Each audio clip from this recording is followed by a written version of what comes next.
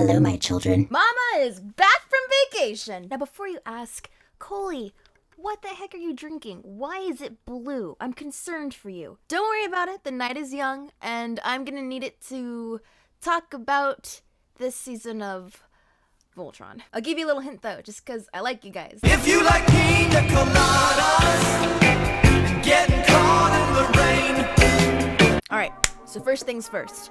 My feelings about this season. Were there things that I really did not like? Yes. Were there things that I did really like? Yes. To the people who were commenting and messaging me saying, Coley, don't watch the new season of Voltron. It's horrible. You're gonna get so disappointed. It's not worth it. Don't do that. I understand that you're upset, that you feel gypped, but straight out telling someone not to watch it without being able to give their own opinion on it is just, it's not cool. Don't do it, please. Like, I heard this season was a no-go, that I would come out of it livid, cursing Voltron's name, screaming at the sky. But even though it was disappointing in a lot of regards, I don't regret watching it because, again, I would have missed out on some great moments if I had not sat through everything. I know that the majority of the qualms rest with the shipping aspects of the fandom, so I'm gonna go ahead and ship that off to the side for a bit and focus on things that I liked and didn't like regarding everything else. So to start off on a good foot, things that I did like. For one, Hunk. Hunk stole this season away, okay? His arc was fantastic. He was the glue holding everyone at the season together. He is the man. He's the MVP of season 7. I bless Hunk. To the people who were rooting for him to get his time to shine, he got it and he went with the bang. It was fantastic. We got to see his roots in cooking and fixing things around the house and spending time with his family. And this boy loves his family so much, okay? Like, when he was the only one without someone to reunite with, minus Keith, but Keith had his mom and stuff in space, so I don't think that really counts. But yeah, he was the only one without a family left on Earth to welcome him back, and it was just, poor boy. This is dangerous because it tastes like juice, like pineapple juice, and I can feel it. It just was great getting more on a character that we've seen so much of, but yet haven't really delved into. So it was refreshing. Hunk stole the show. Not to mention his reunion with Shay. Oh my god, my honey heart. I love them so much. Oh, I'm so glad. Even if you don't ship it, like, they're good friends, you know? Like, they have a bond, and she came to visit him on Earth with her brother, and they hugged. It was just like, ah! And speaking of family reunions, that was another great part of season 7, just seeing everyone come together with their families. That was such a big, overarching theme in this season. Just family, you know? I mean, you saw the Paladins in space really losing their minds and their patience with each other, and they ended up coming together again. It's just this theme of coming together despite, you know, differences and little spats and just loving each other, you know? And I'm so happy that we got that scene in the hospital with everybody just chilling with their families. I love Colleen Holt too, okay? Like, she's up there with Mama Midoriya for me for, like, best animated mom of 2018. Oh yeah, and Hunk and Keith had some great bonding moments. Dude, we got to see them interact like once in all the previous seasons, like an actual deep interaction. Now they're actually having conversations and they hugged. It's just like, bless, this is such a great combination. I mean, we got the fiery hothead and we got the lovable marshmallow come together and boom, it's a s'more baby. I don't know what I'm saying. We got Crowley and Keith coming to terms with, you know, this is my mom, and I've learned to trust her. I've forgiven her for the most part about her leaving me behind. I understand it now. And they hug and they say, I love you to each other. It's just, God. Keith has a connection now. He is not a lone wolf. He is going to keep on doing his thing, and he's going to get over his abandonment issues and other issues. People were saying that Keith was out of character this season. And while I can understand where it's coming from, I mean, he was really brash and blunt and not so great in some parts, but like, you have to remember that he's not going to be the happy peppy leader that Shiro was. And a lot of these angsty moments came when his mom just left to go rebuild Blade of Mora, which, can I just say, that episode was freaking dark. Like, when the Drew was like, I see your hand is better, I was like, yo, this is about to go down, and it did. It's just like, oh my god. Like, this show can do a 180 so fast. Like, we go from like the feud and like silly shenanigans there to like, oh yeah, a big chunk of the Blade of Mora is dead. It's thanks to this guy, and he kept their blades as trophies. The way I see it, Keith is still a hothead, he's impulsive, and he's really trying to rein in that to be a better leader and input discipline. You know, being with his mom for 2 years in the Quantum Abyss really forced him to grow up, you know, even though we didn't get to see it. And, you know, that development plus his kind of temperamental personality plus these new leadership responsibilities that he has, they're all kind of at war with each other and trying to balance each other out, and it's messy. He's still trying to figure things out, and the space madness was not helping. So the way I see it, it's a little, yeah, but I mean, it's not too out of character in my opinion. Keith is still struggling with things even though his arc is kind of over. Oh yeah, and Space Puppy Cosmo. Great. Beautiful doggo. Like, would see again, would pet 100%. The teleportation scenes with him, like when they were fighting, really, really cool. Although, part of me wonders, couldn't they have just you know, like teleported Keith and Pidge all the way to like their destination? Maybe Cosmo was tired and he had to do little spurts. I don't know. Some people were not happy with how Lance was treated in the feud episode. He kept on getting called dumb. Well, it did make me feel a little uncomfy as well. Lance still had some great moments in the season later on. Like, his sniper skills were fantastic. That moment when he closed his eyes as he thought he was going to die, just, it wrenched my heart. Lance did have some great scenes, and I was surprised that the character balance felt a lot more balanced this season. Not so much like Keith heavy, you know? I love my boy Keith, but there's 5 paladins. And Pidge, gosh, Pidge, I love how like everyone acknowledges Pidge as like, yeah, no, she's a smart one, and she's like really cool and cute.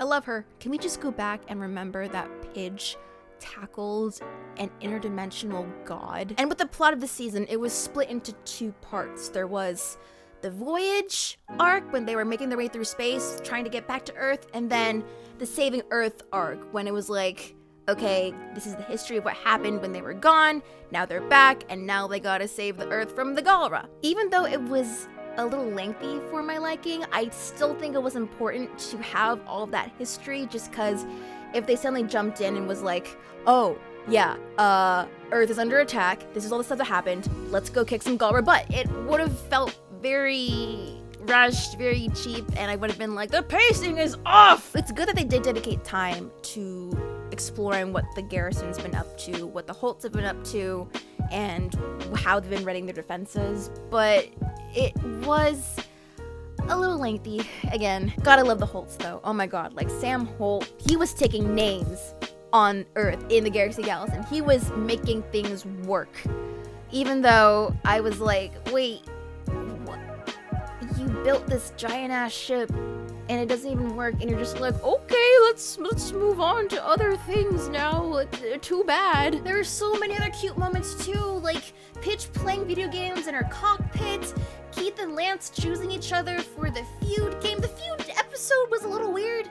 It was kind of like the Koran episode in season, I don't even remember anymore. It was like when he was trying to advertise the Voltron coalition, but I mean, it was wacky, but I liked a lot of it. Like the Galra side with Lotor and the minion Morvac, like doing a little wiggle dance. That was adorable. And Zarkon being like, "This is my lovely wife, Hagar." Like, that was great. I loved it. And oh my god, Matt. Like, my thirst for Matt was already pretty high. Like, he is the ideal boy, but then he had to go and one-up himself, and now he has a freaking ponytail, and he's ripped.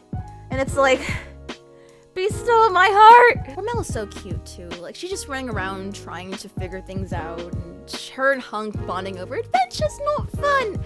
It's really cute. I like her a lot. I was a little mixed about her at first, but she's a cute addition to the team. I think she'll come in handy in this next season just because it seems to me that Hagar's doing some pretty nasty, suspicious things with the missing Altean colony, mainly stuffing them inside mechs and playing Neon Genesis with them with evil robeasts. So maybe she'll be able to help out with that. I hope so. Otherwise, it would kind of feel like she's just there as a side character that's just kind of like, oh yes, I'm here for more comedic things and I played my one part in the plot, but now I'm just stuck here. And then there's Allure helping Shiro out with this new arm, and at first I was a little about the design. I'm like, why is it floating? It's kind of like Sendak 2.0. I don't know how I feel about this, but it grew on me. I think it's pretty neat. It's a nifty design. She gave away her crown so Shiro could have his arm back, you know?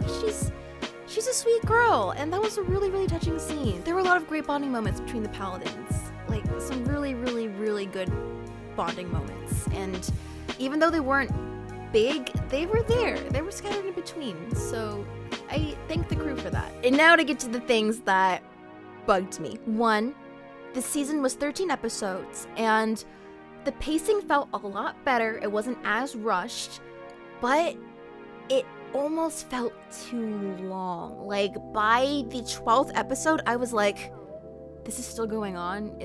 What's even happening anymore? I can barely pay attention. Things felt very dragged out when they shouldn't have been. Like, it went beyond the point of suspense. Like, it wasn't thrilling anymore. Voltron has always had the problem of having too much story stuffed in too little space, and as a result, a lot of the characters feel underdeveloped, and key plot points feel kind of like blips on a map. Like, this is a big, important thing that's happening, and then this little thing's not really important, but then another big thing.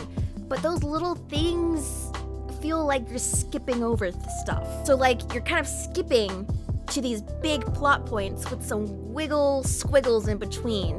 And sometimes you can get away with it, and it's just like, okay, whatever, I'll accept it. But other times you're like, wait, did I miss something? This feels like it got super rushed, or I don't know what's happening anymore. It got hard to follow at times, or it just felt plain sloppy or not even engaging. Like, you're just staring at the screen going, how do we get from point A to point B? You know, if I were a casual watcher instead of the obsessed abomination that I am, I'm just thinking that if I didn't know all of the extra meta that I did through, like, sifting through interviews and, you know, fan analyses and keeping up with what the creators say at conventions, would I have felt way more lost than I already do kind of feel? For example, like the whole clone situation with Shiro. I never really went over Karan actually being dead. Like, did he kind of just phase out of existence once Shiro went into his body? And now Shiro's just what he is now? And a lot of the plot lines are just dropped. Like, we never hear from them again. And there's only one season left, and I highly doubt that we'll be able to pack all of that missing content into this one remaining final season, which seems like it's going to serve as more of an epilogue, like wrapping up what this whole strange Altan in a Robeast body is, along with Hagar's whereabouts, and then rebuilding Earth. Some examples of these dropped plot lines include Lance unlocking an Altan broadsword and then it never being mentioned again. Keith literally almost killing himself in season 4, and Lance actually dying in season 6. And Orient, more of Orient. We get one episode exploring it, and then all of a sudden it's like, Allure has all these magical powers, and that's it. She learned them in Orient. That's all you need to know. If Voltron had maybe kept the 13 episode seasons rather than splitting them up into these tiny mini seasons, maybe the flow would have been more alright and wouldn't have felt like, if you know what I mean. I'm using a lot of like hand gestures and noises to articulate because it's just hard to put things into words for this season, if you catch my drift. Tone as well was a problem. Like, I got whiplash. Like, one moment it'd be like, la-di-da, happy fun times, and then all of a sudden, dark, death, trauma, war. it felt like going back and forth with no real good balance between the two. It felt like ping pong between two very different stories at once. I mentioned this earlier with the things I did like, but the fact that 2 episodes were dedicated to all of the Earth shenanigans and introducing these new cadets, first off, it felt both too short and way too long. Because it was 2 episodes long in a series with notoriously small seasons, it took up a lot of real estate, which could have been dedicated to, more Voltron things, more Paladin development. But at the same time, there was not enough development with these new cadets. So it was really hard to feel emotionally attached to them, to feel invested in their stories. You're kind of just like, oh, okay, these are characters here now. What are they doing? I understand that they're kind of supposed to mirror the Paladins in a way on Earth, but there's just not enough meat there to really establish that relationship. Oh yeah, and then the whole Atlas thing. I watched a chunk of this season with my little brother. We weren't able to watch the whole thing together, unfortunately, because I had to head back home for work. But he is a very casual viewer, and the other day I asked him, what did you like about this season? And he was like, oh, there were some great fight sequences, and they were really cool. And I was like, oh, was there anything that you didn't like about this season? And he's like, the Atlas turning into a giant robot was kind of weird. And I kind of agree. Voltron is made out to be this super unique, amazing, awesome ultra robot, and then all of a sudden, Locher has one. Wow, oh man, it's an anti-Voltron.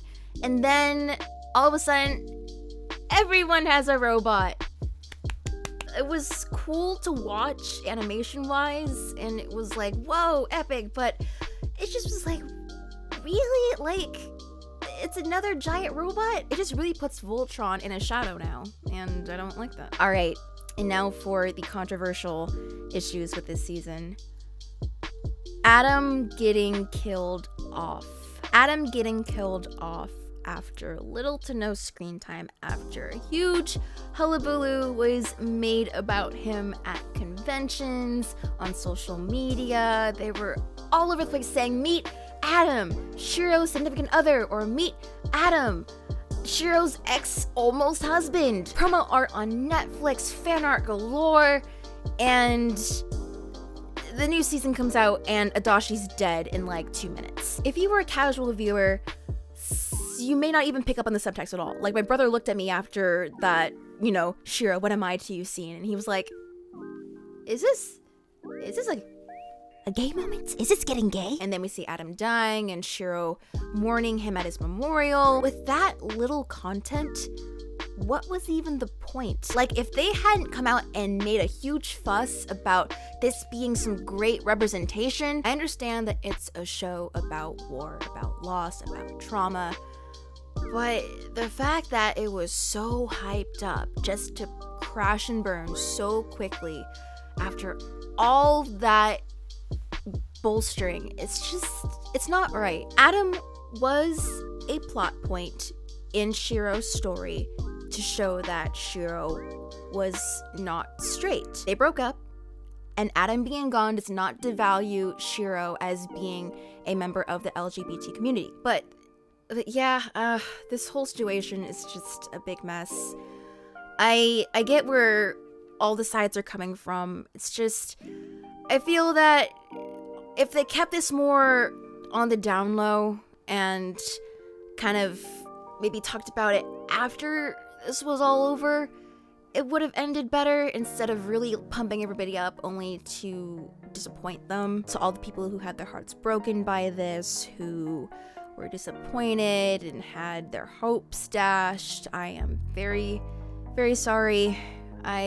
I'm disappointed too, I mean, we could have had it all. I've read, and this is speculation, that the Voltron crew tried to have more LGBT rep regarding Adachi and even Clance, but DreamWorks didn't allow it. I have to look into the sources for this because people are just yelling about it on social media, but I mean, it's worth looking into. It's tiresome. Like, I see so much anger and fighting and discourse over this topic, and I'm just tired about reading about it, and I don't want to talk about it for more than I have to, but it's a pretty big thing with this season. Regarding the other ships, I've seen Sheath shippers remaining pretty content to just remain on the fringes of the fandom for now. I mean, they're more than happy with the content they got for season 7. There were some great moments between the two of them.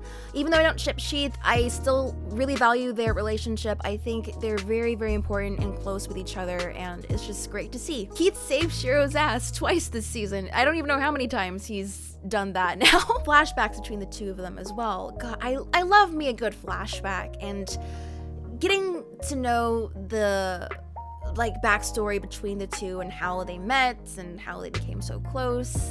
Just Keith before he got kicked out of the garrison, and seeing Shiro is just, oh yeah, that's another fledgling plot line that didn't get to round it out. Shiro's mysterious degenerative illness. I don't know if it was stated that it was terminal or if it was just a gradual thing, but people are shipping Jaith now, like James Griffin and Keith, and I just found that hilarious. It's like, you guys have one season left. You got like maybe 3 episodes with the two featured together, but you're still shipping it? Like that's some big dick energy right there. And then there's Coxa. Keith and Oxa. Where did you come from? Like, I know that there have been little moments between the two, with Keith saving her in the Weblum and then her saving him from getting shot at the Kralzera. Like, if they want to make this a romantic thing, I would have been so much happier with this season being focused solely on developing the two, like, on a getting to know you more basis, instead of having Ezor and Zethrid go, oh, it's true love, oh, she's a crush on him, oh, she's always been soft on him. It felt like they were trying to shove it down our throats. It was like, yo, maybe, don't say those things and just have them being all cool and badass together and bonding more. That and the fact that she was with Keith and Crolia at Texas Kogane's grave. I know that's not his name, but I'm referring to him as that because we don't have a name for him yet. It just made me go, you don't belong here. Let them have their family bonding time. Why are you here? Like I said, I would have been much happier if they maybe had the more romantic undertones for the ship be expressed next season, rather than kind of like go choo choo choo with this season. Allurance. This is a small can of worms. As I stated before, I'm not too fond of it, but I respect whatever the showrunners are doing. I mean, I like it, but it's their show. So I'm just a little miffed because we've been told that Allura wouldn't get an endgame romance because she's a strong, independent woman who needs no man. And then Lance did have a confirmed love interest, someone who he would need, not necessarily want. So why does Allurance feel like it's kind of spitting in the face of all that? Because it kind of is. Maybe if I hadn't heard all that meta, then I would have been more cool with it. Like, okay, we've known that Lance has had a crush on Allura for a little while now. Like, it kind of got established in the first season when he was like, oh, pretty alien princess, and then got kind of dropped, and then it steadily got picked up again more heavily in season 4. But Allura went ahead and got super close with Lotor, had a little smoochy with them, and then she dropped his ass, and she was like, oh shoot, Lance likes me. What do? Due to her being very unsure about her feelings last season, as well as, Lotor still being around, with her reciprocating Lance's feelings in this season, the beginnings of it at least, it was just like, oh, this is moving awfully fast. But at the same time, it isn't, because they've been in space together for a while, going back to Earth. It's been, how many months? I know that the journey would take them about 1.5 years to go from wherever they were to Earth, but they did that little space jump that kind of gave them a shortcut, so I don't know how much time they spent in space. But, due to all that time not really being explored, it just feels very fast for us looking in, because we're just like, wait, but a few episodes ago, even though the time chronologically, is much longer. So even though I think it is valid that she has started to come to terms with some of her feelings, it just feels very awkward. But I know that a lot of the Allurance shippers are happy, so I'm not gonna rain on their parade. And then, the biggest can of worms of all, Clance. Boy howdy, the Clance shippers are at war, but not with other ships necessarily, with each other. Some Clancers are saying that they got a lot of great Clance content this season. They were standing together a lot. They had some great power-up moves together. I mean, Keith and Lance putting their Bayards in at the same time to form those giant-ass rocket wings. yes, Lance being entrusted with the team when Keith is off doing his own thing, being the right-hand man he is, them being each other's first choice in the feud episode, and then Lance always being the one that Keith calls to first. A good portion of the clan shippers are like, yeah, we'll take the good content where we can get it. Another good chunk of the clan shippers, however, are very upset about this season's developments, mainly because they feel that they got baited because, you know, DreamWorks and some of the people involved in the show have always been like, oh, is Clans gonna be canon? I don't know, but here's some little spicy details and little, you know, tidbits to keep you interested. They felt that they were robbed, that they were lied to, and it's not pretty right now. Believe it or not, I am a clan shipper. And you don't have to be an obnoxious prick to be one, although it certainly seems that way because I've actually been attacked for even mentioning Sheath in my videos. I don't even ship it. Like, I'm cool with it, but I don't ship it, and yet people are yelling at me in comments and DMs. Look, Clancers! Look at my clan shrine! My literal clan shrine! Have I proven that I'm one of you yet? Huh? What do I need to do now? Do I need to denounce every other Voltron ship and start harassing people? Oh yeah, no, Clans is the only valid Voltron ship! Look at all this delicious clans! Yeah, I love that good blood and blue! Oh wait, but that's not enough, huh? What about my Voltron Eat Bag, huh? Featuring clans! Oh look, there they are! There's 1, 2, 3. Oh wait, no! Shiro and Lance are together in this one. Guess I'm not a true clancer! Oh, but what's this?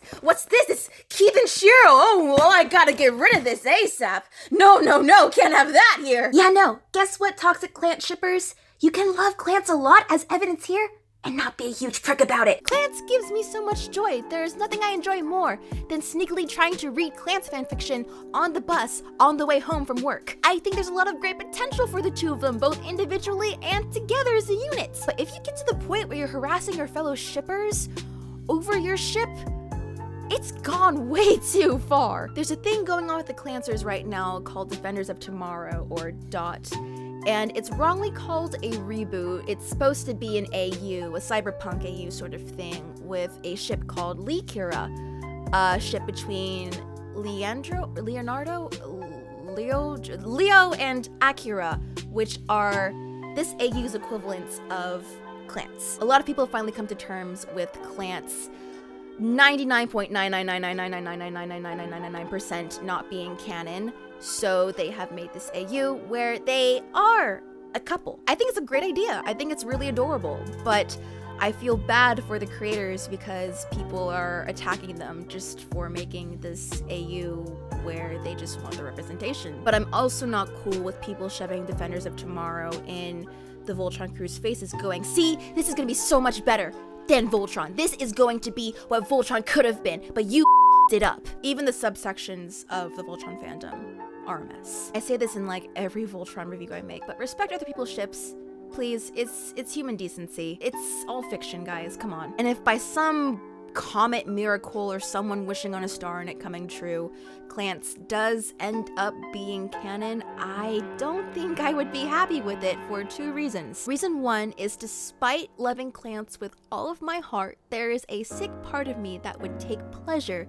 in seeing these obnoxious, horrible people who harass the show creators and the people who work hard on this show not get what they want. And reason 2 is, with all of this hype being pushed towards allurance, it would feel wrong to make Clans a thing after this sort of development. And with Coxa as well, it's a really awkward ship name to say. Like, we have all of this and all of a sudden, oh, no, it's Clans now in a single season.